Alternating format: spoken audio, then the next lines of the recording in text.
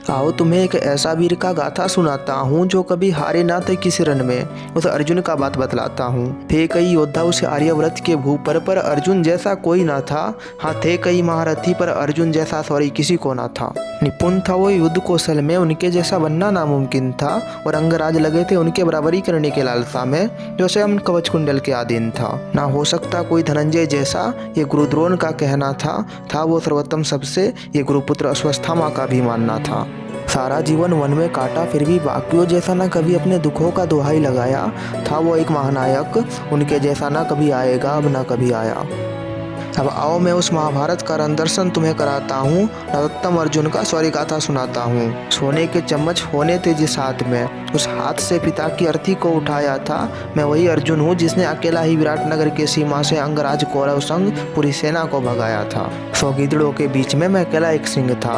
द्रौपद से भी किया था प्राणों की रक्षा, जब गुरु दक्षिणा देने के बदले कौरव बन गया था, द्रौपद का अधीन था। और आदि ज्ञान पाके महाभारत का ना करो पांडवों के खून से हाथ धोने की बात, वरना अगर मुझे ख्याल ना होता पितामह और गुरु द्रोण की आदर का, तो माधव संग मेरे गांडीव के प्रहार से संपूर्ण जगत को जीतने की शक्ति रखता था।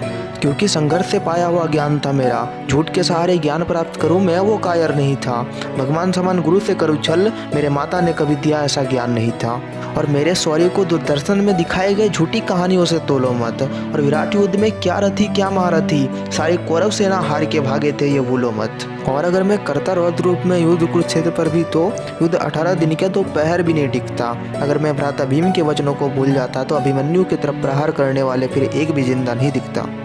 और ना मरो कर्ण कर्ण करके, वो काहे का सर्वश्रेष्ठ था। जब बचाया दुर्योधन को गंधर्वों से नशे में धूत, तब कर्ण क्यों नहीं जागे थे। कर्ण वीर है या भगोड़ा, विराट युद्ध में जब मैं अकेला था तब क्यों सेना लेकर भागे थे।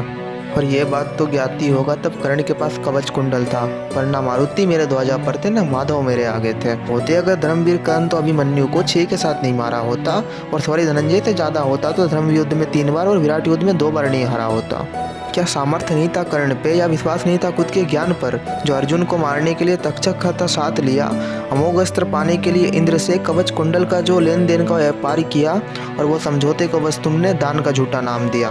और तुम्हें लगता है हमने योद्धाओं के युद्ध में लड़ाया भगवान को, तो सुनो, हम हुए विजय क्योंकि हमारे पक्ष में धर्म था। नाश हुए और हारे वो जो मजाक समझ बैठे थे नारी के सम्मान को। और हाँ, थे हमारे और भगवान, क्योंकि टुकरा कर नारायणी सेना हमने अपनाया था निशस्त्र भगवान को। और जब पता था कि थे हमारे और भगवान, तो क्यों लड़ने को आए थे। एक शून्य को साध न सकते थे, और पांडवों के खून से हाथ धोने का डींगे लगाए थे। एक अर्जुन को परास्त करने के लिए कर्ण ने ना जाने कितने अधर्म का सहारा लिया।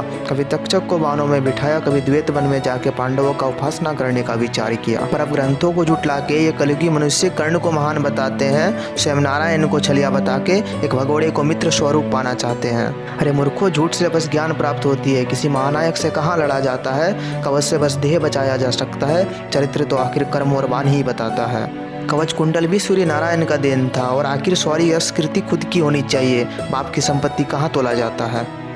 और ढूंढ लो सारे युग में, पर अब अर्जुन जैसा कहाँ होगा। कुछ तो बात होगी उस नर में, जिसने अकेला ही विराटनगर के सीमा से सारे कौरव योद्धाओं को भगाया होगा। थे विरोधी धराशायी और महादेव उन्हें सराहते थे। अर्जुन नहीं, वो अंश था नारायण के, इसलिए सारे धर्म ज्ञानी बस अर्जुन अर्जुन गाते थे।